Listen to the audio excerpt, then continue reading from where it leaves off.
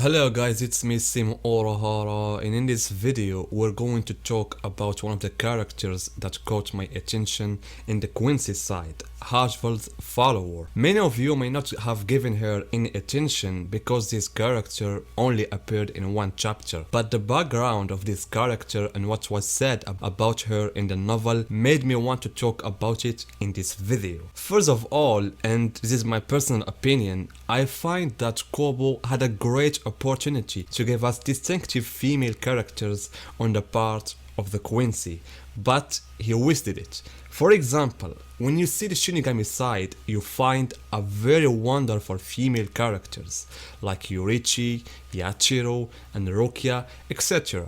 And also in the other side of the Holos, we have Halibel and Neil. But on the Quincy side, and since I learned that the main enemy of the last arc are the Quincy, I have been waiting impatiently to see a good female character, especially since Kobo was inspired from the German culture to create the theme of the Quincy. So I would have liked to see a female character similar to Kilgi OP in terms of design. I mean, see that military discipline on it as a form and imbued with the thought of the Vandenreich. But Kobo completely abandoned this path by making Bambita and all the other girls who were with her. They made them a character dominated by fan service from all the sides. I'm not against this point, but making all the girls on the fan service like a lolly girl, Giselle, a copy of Inoue Orihime, it doesn't make them special in my opinion. So when I saw this character for the first time, immediately I liked it because I found those things that I wanted,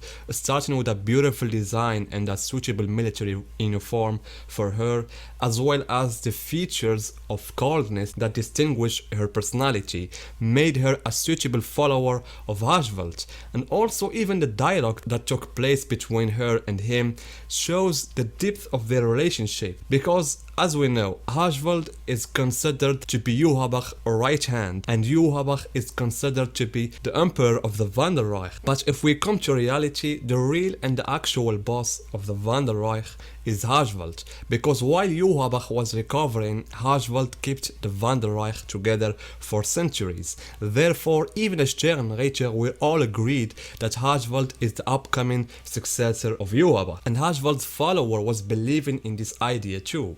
And according to the novel, she didn't want to become a Sternreiter, and for that she didn't take any Schrift, because getting a Schrift will automatically put her away from Haschwalth. For this she preferred to stay under his direct service, and this is what made me like her even more, because personally I didn't like the idea of Schrift, I never loved it, and I do think the idea of Schrift ruined a lot of fights, because I would have preferred that the Quincy fight with their original powers that they had developed during the past centuries. So for this I like more Kilgi OP and Royd, because they fought with their original powers. And because this beautiful woman didn't have a Schrift, she depended on her Quincy power, which made her better than a lot of Sternreiter on this side.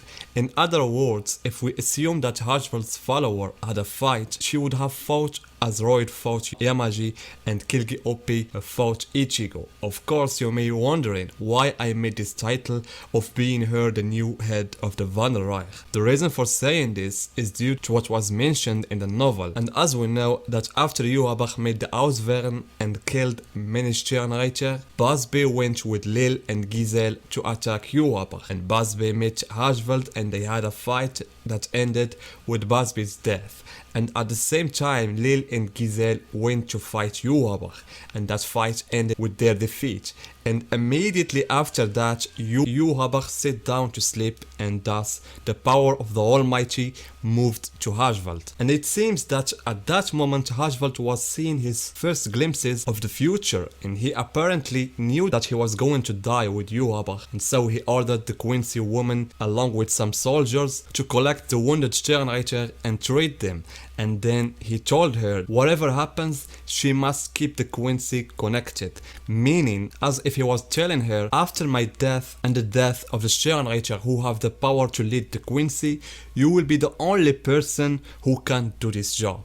And so after the end of the war, with the defeat of Yuhabach against Ichigo and the death of all the elite guard, Haschwald's follower tried to save as many Quincy as possible in fulfillment the will of Haschwald. And by doing that, she rescued both Lil and Giselle along with Bambi in her zombie form.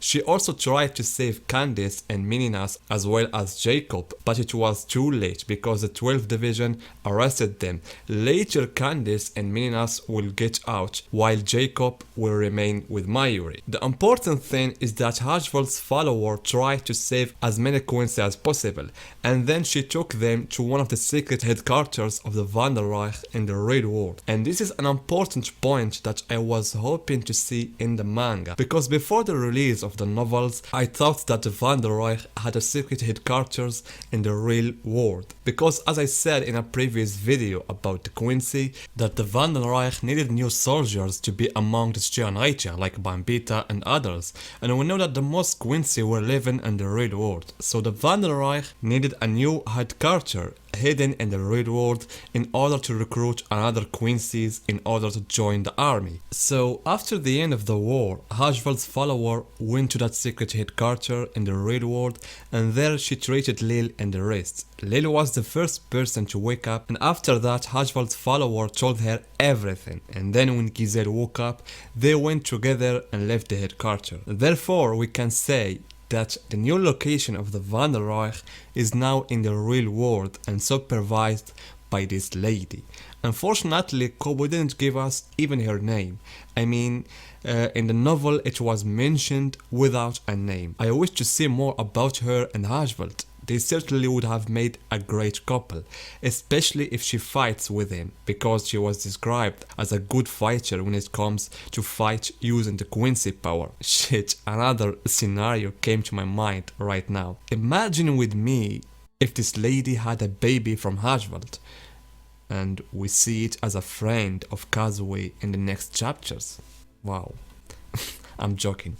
But let's be honest guys, there is a lot to be said about the Vandenreich and the Quincy in general, and I'm planning to make a long video about the Quincy and especially about a special character from the Quincy side. I'm not gonna say its name now, but he is the key of the Vandenreich, because the weak point of the Quincy in general is that we don't know much about their background as we know about the Quincy, about the Shinigami or the Hollows, especially the past of their characters. We have only a flashback of Busby and Haschwald and a few pages about Esnot, and that's it.